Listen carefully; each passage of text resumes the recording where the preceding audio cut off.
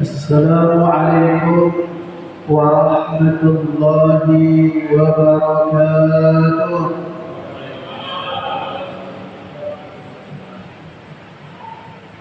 إن الحمد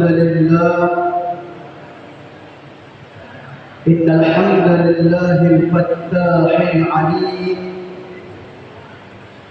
الذي خلق الإنسان في أحسن تقويم.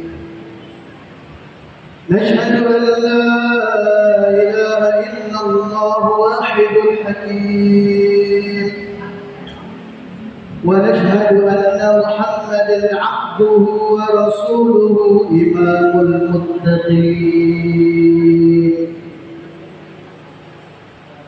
اللهم صل وسلم وبارك على محمد وعلى آله وأصحابه ومن تبعهم بإحسان إلى يوم الدين. فقد قال الله تعالى في كتابه العزيز وهو أصدق القائلين: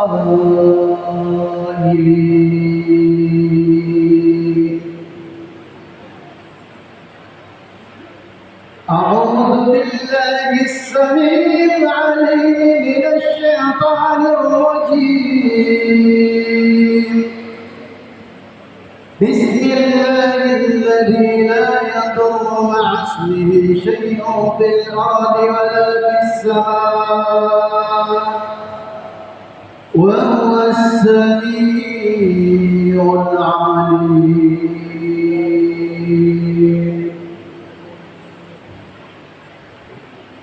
يا أيها الذين آمنوا من يرتد منكم عن دينه فسوف يأتي الله بقوم يحبهم ويحبونه أذلة على المؤمنين عزة على الكافرين يجاهدون في سبيل الله ولا يخافون لومة لائم. ذلك فضل الله يعطيه من يشاء والله واسع عليم. وقال تعالى في حديث القدسي: يا عبادي كلكم ضالون إلا من هديته فاستهدوني أهديكم. فقد قال حبيبنا صلى الله عليه وسلم: طوبى لمن آمن بي ورآني مرتان. طوبى لمن آمن بي ولم يراني 7 مرات. صدق الله العظيم وبلغ حبيبنا رسوله الكريم ونحن على ذلك من الشاهدين والشاكرين. أحبائي رحمكم الله، أكرمكم الله، إخوتي في الله، أيها المحبون، أيها الممتحن. Dengan segala rasa ta'zim dan rendah diri kami haturkan kepada orang-orang tua kami semua, para sepuh, para tokoh agama, tokoh adat,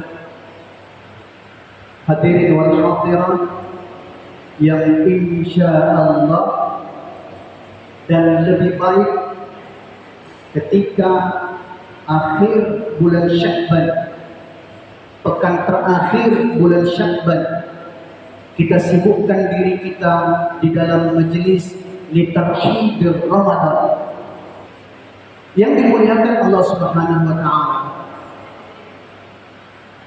Tarhidir Ramadan bisifat rahbaniyah adalah satu hal dan senantiasa menggairahkan diri kita untuk menjadi perhatian kita buat dalam majelis.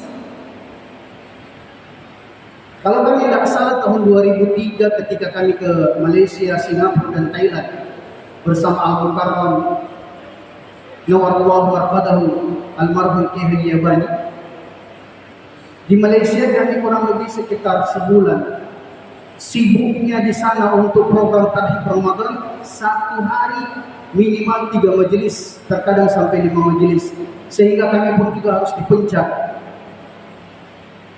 Tapi alhamdulillah ini bukan kebetulan, karena tidak ada yang kebetulan di dunia ini. Terhalangnya kami untuk kemudian melanjutkan agenda hari ini dengan satu dan lain kegiatan bukan kebetulan, karena sudah dijelaskan oleh baginda sallallahu alaihi wasallam, kataballahu al-maqadir wal-khalaiq qabla an yakhluqa as-samawati wal-arda bi 50,000 sanah. Bi 50,000 sanah, 50.000 tahun sebelum dunia diciptakan. Halangan itu sudah tercatat di Lauhil Mahfuz untuk kemudian menjadikan saya bisa bersilaturahim kepada orang tua saya, guru-guru saya, hadirin wal hadirat sekalian. Berkenaan dengan tarhidir Ramadan bisifatir rahbaniyah, apa yang mesti kita lakukan? Hadirkan di dalam diri kita sifatur rahbaniyah. Orang yang menjaga dengan penuh harap akan kedatangan tamu yang agung. Jujur sekarang dan boleh kita sepakat, insya Allah tidak ada tamu yang agung melebihi keagungan Ramadan. Kalau saja sekelas kepala negara akan datang ke masjid kita, boleh jadi setahun sebelumnya kita prepare, kita buat segalanya untuk kemudian menyambut tamu yang agung sekelas kepala negara. Ramadan jauh lebih agung ketimbang semua keagungan yang ada di bumi. Maka sifat rahbaniyah itu kemudian harus menjadikan diri kita, hadirkan dalam diri kita ahsasain, asatul khawf wa asasul roja. Dua perasaan ini sudah kemudian bergolak seperti air yang mendidih di dalam dada kita, sehingga seharusnya ada kaitan antara kajian tentang nisfu Sya'ban. Karena setelah nisfu Sya'ban, kajian-kajian yang lebih detail tentang sifat rahbaniyah itu hanya akan terjawab kalau kita kemudian baik pemahaman ketika nisfu Sya'ban. Tapi tidak ada yang terlambat. Yang dimuliakan Allah Subhanahu wa taala, perasaan yang dihadirkan dalam diri kita dengan sebab faqad qala habibuna sallallahu alaihi wasallam, inna Jibril alaihi salatu wassalam aradali faqad qala ba'da man adraka Ramadan falam yughfar lahu. Kalau saja hadis ini kita jadikan sebagai bahan renungan, setiap kita sibuk untuk menengok ke dalam diri kita, ke dalam dada kita, sibukkan diri kita untuk bertanya dengan diri kita sendiri. Tak perlu orang lain keadaan gelisah itu, ternyata Jibril alaihi salatu wassalam di akhir hayatnya beliau sallallahu alaihi wasallam, di tahun akhir kehidupan beliau sallallahu alaihi wasallam, Allah nampakkan kepada Jibril untuk diberitahukan kepada Rasul sallallahu alaihi wasallam. Maka beliau sallallahu alaihi wasallam menjelaskan, "Inna Jibril alaihi salatu wassalam aradali." Sesungguhnya sebenar-benarnya di tahun akhir kehidupan Rasul, Jibril alaihi salatu wassalam yang telah dinampakkan oleh Allah kepadanya. Purana paitan kita, purana paitan kuala Allah Subhanahu wa taala kepada Jibril. Nampak kita semua. Jangan katakan kita belum meninggal. Jibril sudah nampak semua keadaan kita di sana. Keadaan umatnya Rasul sallallahu alaihi wasallam telah di akhirat. Maka Jibril menyampaikan itu kepada Rasul dengan berat hati, tetapi ini adalah sesuatu yang hak, yang tak boleh disembunyikan, supaya menjadi ibrah kepada kita semua, supaya menjadi teguran, menjadi pelajaran, menjadi muhasabah kepada kita semua. Kita sepakat Ramadan adalah bulan pelebur dosa. Kita sepakat Ramadan adalah peluang yang agung dan sangat berharga yang telah disiapkan oleh Allah Subhanahu wa taala. Futihat abwaabul jannah wa ghulqat abwaab jahannam wa sulsilatis syayatin. Semua peluang diberikan oleh Allah. Raih semua, dapatkan segalanya. Jadilah baik dengan sebab Ramadan. Dan kita telah diberikan oleh Allah kesempatan berbilang berjumlah usia kita. Berapa usia kita hari ini? Kalau saya Pak, insya Allah tahun depan 50 tahun. Ya, postur masih begini. Sebagian mengatakan, saya kira masih 35, saya pikir main-main kayaknya. Yang dimuliakan Allah Subhanahu wa taala, berarti 50 kali kesempatan telah diberikan oleh Allah. Berbilang berjumlah usia kita semua, sekian banyak kesempatan itu telah Allah berikan kepada kita untuk menjadi baik dengan Ramadan. Tapi Jibril dengan segi berat hati dia sampaikan kepada Rasul sallallahu alaihi wasallam, "Ba'da." Ternyata kita tidak gunakan kesempatan itu. Ternyata kita sia-siakan peluang itu. Ternyata kita tidak raih semua peluang yang diberikan oleh Allah. Man adraka Ramadan, orang yang pernah telah sempat diberi peluang oleh Allah, dijumpakan kepadanya setiap tahun jumpa dengan Ramadan. Tapi Jibril menjelaskan, falam yughfar lahu, ya Rasulullah, saksikanlah umatmu, ternyata belum ada satu Ramadannya yang menjadi sebab Allah ampunkan dosanya. Jibril tidak bohong Pak, ini bukan dongeng. Lam yughfar lahu. Jibril menjelaskan, ya Rasulullah, saya sudah lihat, ternyata belum ada satu Ramadannya umatmu yang menjadi sebab Allah cintakan dia. Belum ada satu Ramadannya yang menjadi sebab Allah ridho kepadanya. Alhamdulillah. Maka inilah tarhib Ramadan. Ahsasaini bitarhib Ramadan. Kalau kita tidak hadirkan dua sifat, dua perasaan, dua keadaan ini, menganggap seolah-olah apa yang telah disampaikan oleh Jibril kepada Rasul itu langsung kita dengarkan, dan seperti itulah kaidah memperdengarkan hadis. Maka kita kemudian harus hadirkan yang pertama, ahsasul khauf.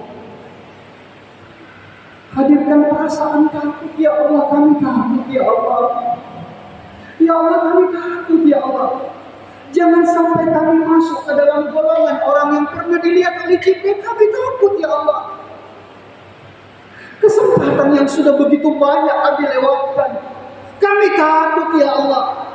Jangan sampai Ramadan ini adalah Ramadan yang terakhir dalam hidup kami. Sementara kami takut jangan sampai kami masuk ke dalam golongan orang-orang yang pernah dilihat oleh Jibril. Bainahuma, dua keadaan itu kemudian berpecah di dalam hati kita. Inilah yang seharusnya menyibukkan kita. Malam hari kita bilang saja ada bersendirian doa, ya Allah. Usia semakin tua, kesempatan semakin sedikit, kekuatan semakin melemah. Sementara ya Allah kami belum tahu, belum ada jaminan kepada kami untuk terlepas dari keadaan yang pernah dilihat oleh Jibril. Wa ma bainana, dan satu di antaranya adalah ahsan surja. Kita hadirkan dalam diri kita perasaan ya Allah. Kami berharap ya Allah, kalau sekiranya Ramadan tahun ini adalah Ramadan yang terakhir dalam hidup kami ya Allah, kami berharap ya Allah, bagi kesempatan kepada kami untuk menjadikan Ramadan ini menjadi Ramadan yang terindah sebelum ajal menjemput kami. Bagi kesempatan kepada kami ya Allah untuk menjadikan Ramadan ini Ramadan yang terindah. Sekiranya Ramadan ini adalah Ramadan yang terakhir dalam hidup kami, bagi kesempatan kepada kami ya Allah untuk bisa khatam Quran 30 juz dalam sholat tarawih. Jangan kita katakan itu berat. Tidak ada yang berat ketika Allah Subhanahu wa taala telah berikan taufik, ma'unah, bahkan kelezatannya itu terasa. Lezatnya terasa, nikmatnya terasa. Bahkan kemudian kerinduan itulah yang akan menjadikan dia, ya Allah tinggal 3-4 hari lagi. Saya kemudian akan menghabiskan malam-malam saya dalam berjaga. Tidak ada tidur di malam hari sampai menunggu waktu sahur. Saya habiskan malam-malam itu untuk khatam Quran dalam sholat tarawih. Seharusnya ini menjadi cita-cita kita. Cita-cita kita ingin membangun rumah. Jadilah rumah yang megah. Ingin punya kendaraan, datanglah kendaraan yang mewah. Anak kita disekolahkan, bahkan kita pun juga ingin menjadi dokter. Kita peluangkan waktu kita, kita investasikan harta kita sebanyak-banyaknya. Tapi ternyata itu semua akan ditinggal, lalu dan pergi, hilang. Yang menantikan kita, yang akan kita jumpai adalah Al-Quran, yang dengan sebabnya kita telah terjaga di malam hari. Al-Quran yang dengan sebabnya pada syahrul Quran. Kenapa kemudian kita ditekankan untuk sibukkan diri kita dalam Quran? Ketika kami di Islamabad diberi target sama masyayikh kami, sama Syekhul Hadis, beliau katakan, hari ini antum ingin menjadi spesialis hadis, antum ingin menjadi doktor hadis, tetapi selama Ramadan mohon maaf tidak ada kajian hadis untuk kamu. Sibukkan dirimu dalam Al-Quran. Ternyata Allahu Akbar, bengkak kita punya kali terawih sepanjang malam sampai masuk waktu sahur. Ternyata itu menjadi kerinduan ketika kembali ke Indonesia. Adakah itu berat? Tidak. Adakah itu berat? Boleh Pak kita buat bandingan. Lebih berat mana ke empang 8 jam di bawah terik matahari? Lebih berat mana ke sawah di bawah terik matahari 8 jam setiap hari? Ketimbang kemudian rindu kepada Allah, ketimbang kemudian ingin membuatkan istana kepada ibu bapak kita, menyiapkan singgasana kepadanya. Karena pada saat kita mujahadah dalam amaliyah Ramadan, bukan hanya untuk diri kita saja, tetapi juga untuk ibu dan bapak kita. Bukan hanya untuk diri kita saja, tetapi juga untuk anak dan keturunan kita. Ahibbai rahimakumullah, akramakumullah, ikhwati fillah, ayyuhal muhibbun, ayyuhal mumtahinun. Sebenarnya ini juga menjadi tantangan ketika kami mutasi ke Palopo 9 tahun di Palopo ini, Masya Allah. Kalau di Masamba, Alhamdulillah, sekarang sudah kurang lebih hampir 30 titik tempat khatam Quran, masjid-masjid tempat khatam Quran. Mereka cuma ambil 1 juz setiap malam, Pak. Tidak repot, terasa itu aura Ramadan, terasa itu suasana Ramadan. Orang-orang mereka datang untuk tarawih sampai jam 11 malam. Bahkan satu orang anggota dewan, mungkin yang tua-tua Bapak kenal semua, ya, namanya Haji Hamda, anggota DPR dulu, menetap di Masamba di akhir-akhir masa tuanya. Ketika selesai tarawih jam 11 malam, dia tantang imam itu, tolong jam 2 malam qiyamul lail dilanjutkan. Allahu Akbar. Sampai-sampai ada satu malam terakhir yang dipilih untuk satu malam itu betul-betul 30 juz. Mereka rela, Pak, investasi. Kalau bahasa kita mungkin si curung-curung. Kalau Masjid Jamal Nur tidak perlu si curung-curung, Pak. Santri yang paling hebat bacaannya dari Temboro itu didatangkan, dibayar mereka itu berapa? 25 sampai 30 juta. Kenapa? Karena ketika kita khatam Al-Quran, sudah dijelaskan oleh Rasul, barang siapa membaca Al-Quran, sesungguhnya bacaan Al-Quran di dalam sholat jauh lebih baik ketimbang bacaan Al-Quran di luar sholat. Lebih makasih narek mapatembok ilalana sumpajangnya. Dan kalau kita buat itu di dalam bulan Ramadan, 1 kali kita khatam sama dengan 70 kali kita khatam di luar bulan Ramadan. Dan kalau kita khatam itu dalam berjamaah, maka dikali berapa banyaknya itu orang berjamaah. Yang datang 10 orang saja, tidak usah terlalu banyak. Berarti nilai khatam Quran kita dalam bulan Ramadan 700 kali.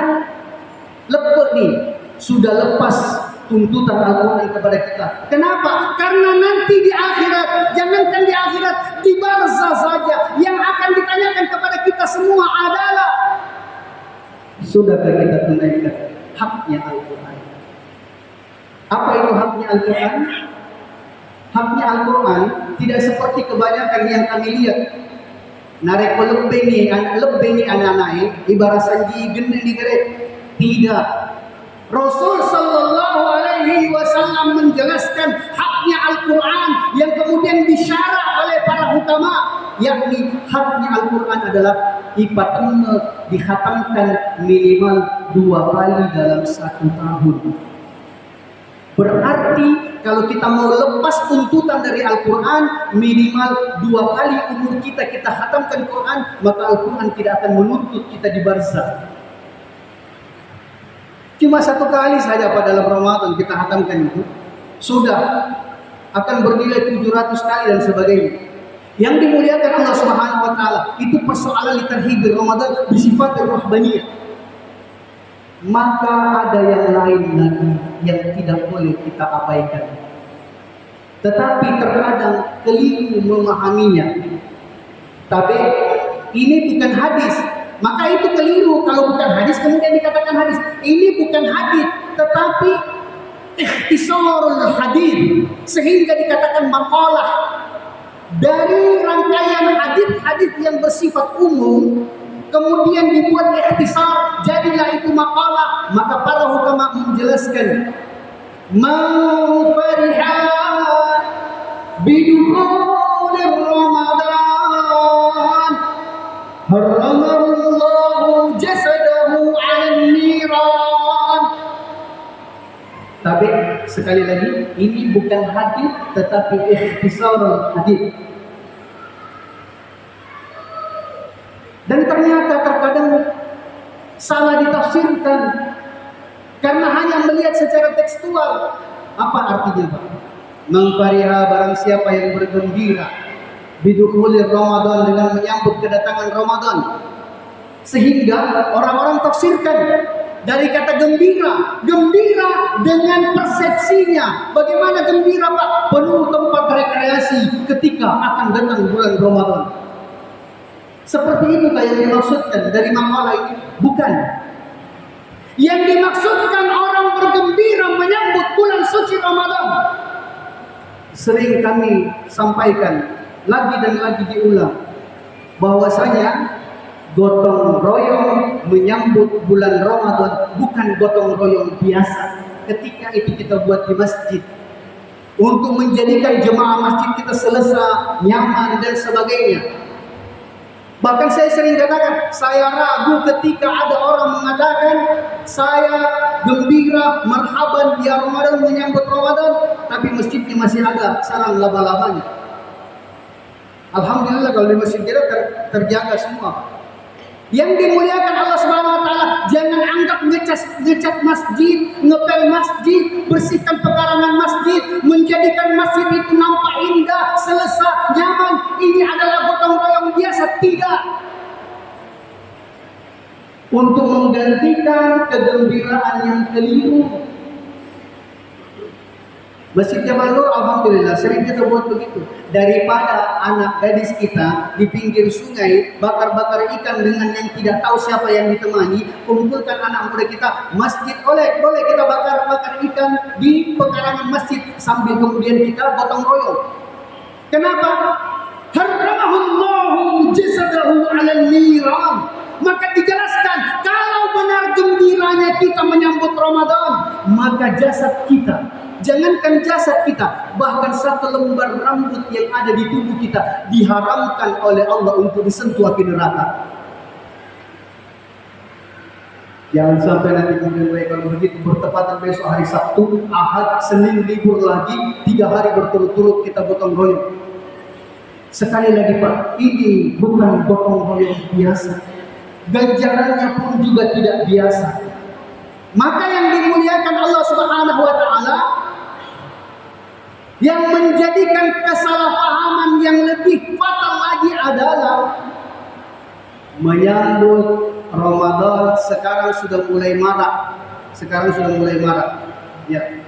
Menyambut Ramadan dengan baliho bertuliskan marhaban ya Ramadan. Dibuat di selebaran marhaban ya Ramadan. Status di Facebook, di media sosial pun juga ditulis marhaban ya Ramadan. Seperti itu tak kira-kira? Kalau begitu Pak, kasihan orang yang tidak punya duit untuk buat baliho. Kalau begitu, kasihan mereka yang gaptek tidak kemudian tahu tentang media sosial. Marhaban ya Ramadan bukan tulisan. Marhaban ya Ramadan bukan status. Marhaban ya Ramadan adalah ungkapan aplikatif. Apa itu ungkapan aplikatif?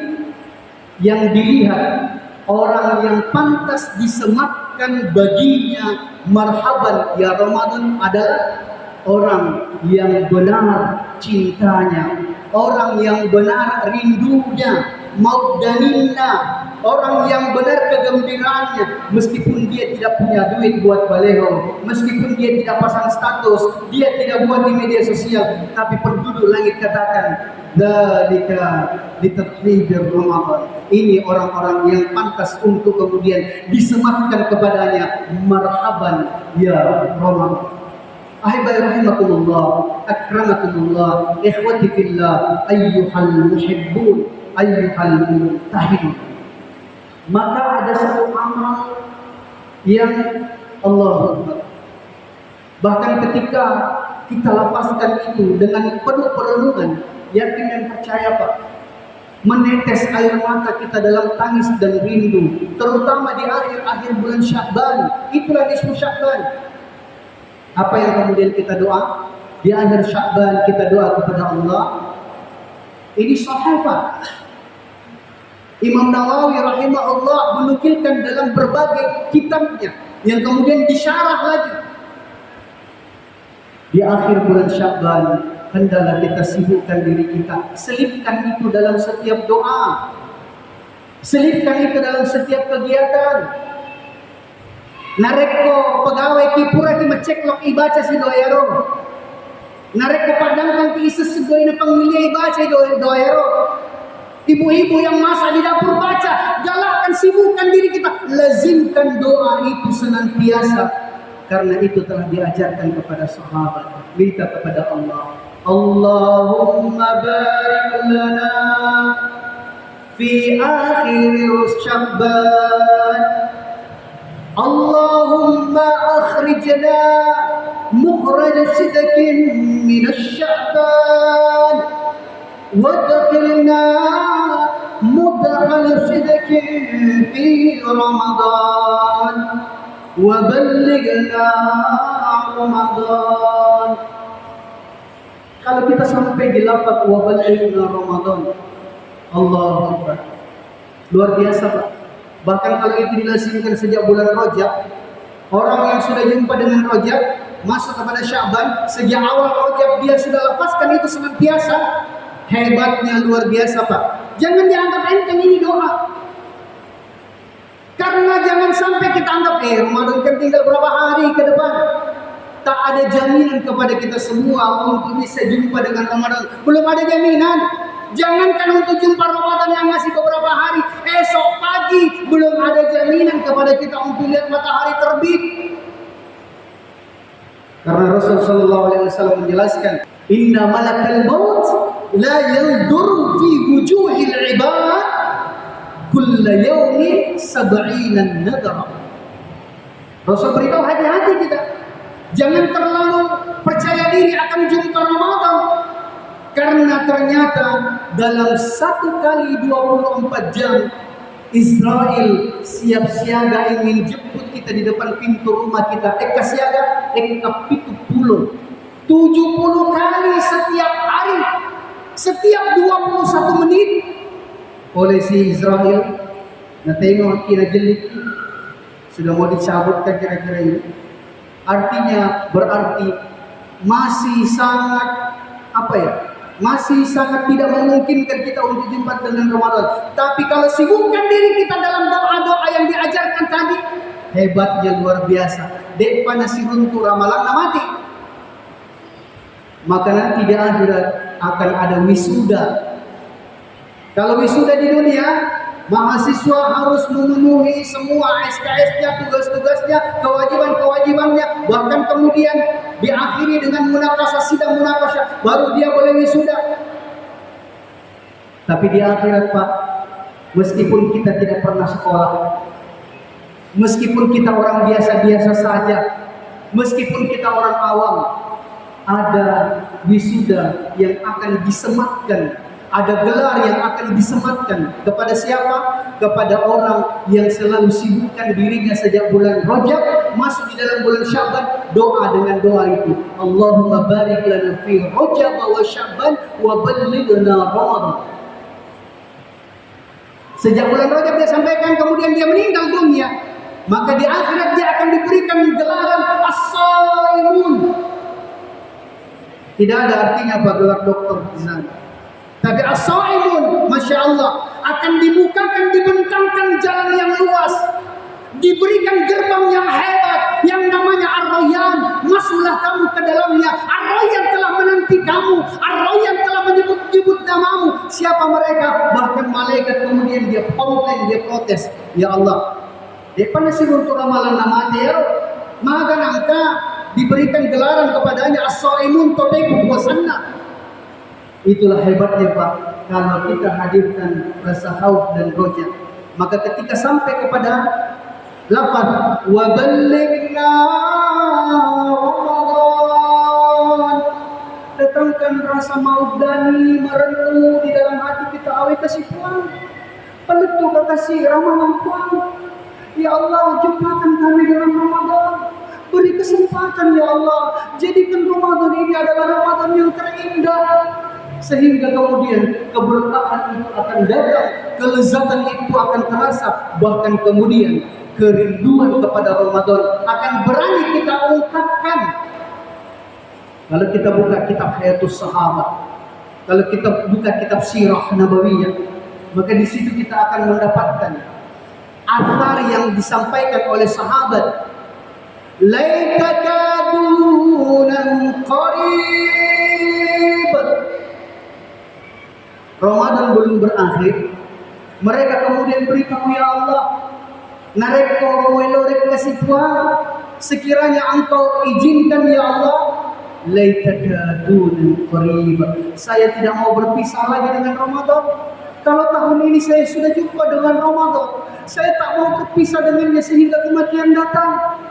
Kalau sekiranya tahun ini masih engkau sempatkan saya jumpa dengan Ramadan, jadikan kemudian Ramadan ini mengantarkan kami dalam derajat ketakwaan sehingga kemudian mati kita semua dalam keadaan husnul khatimah.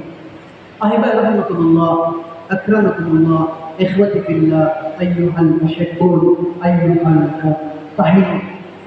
Maka atas nama pribadi jemaah sekalian, teman-teman semua, mari kita sambut Ramadan dengan tidak menyeret dosa dari luar Ramadan masuk ke dalam Ramadan. Kenapa Pak? Terkadang ada orang bunga pada malam, napai weni pertama, napai puasa pertama, dia sudah nodai Ramadan. Bagaimana caranya menodai Ramadan Pak? Dia seret-seret dosa dari luar Ramadan masuk ke dalam Ramadan. Maka kalau di sana Pak, di Islamabad justru lebih ramai orang berziarah. Kan kita hari ini beritahu narik orang kasih peka-peka hati, si boko-boko penawa, si cambak dan sebagainya. Kita bilang kamu kepala mata peleparan keliru kita. Tempatnya adalah di bulan Sya'ban untuk kita silaturahim, datang minta maaf kepada mereka. Kalau kita ada salah dan sebagainya, kenapa? Kita mau saling memaafkan. Jangan sampai terseret untuk kemudian menodai kesucian bulan Ramadan. Kepada sesama orang yang masih hidup, kepada orang yang sudah meninggal dunia, kita juga datang ziarah ke kuburan mereka. Jangan katakan bid'ah, terlalu kasar Pak, terlalu tajam kita punya lidah, kemudian menjadikan orang-orang yang sudah mewariskan kebudayaan, yang sudah mewariskan al-adah dari kakek neneknya, tiba-tiba kita datang mau nabrak dia, tidak Pak.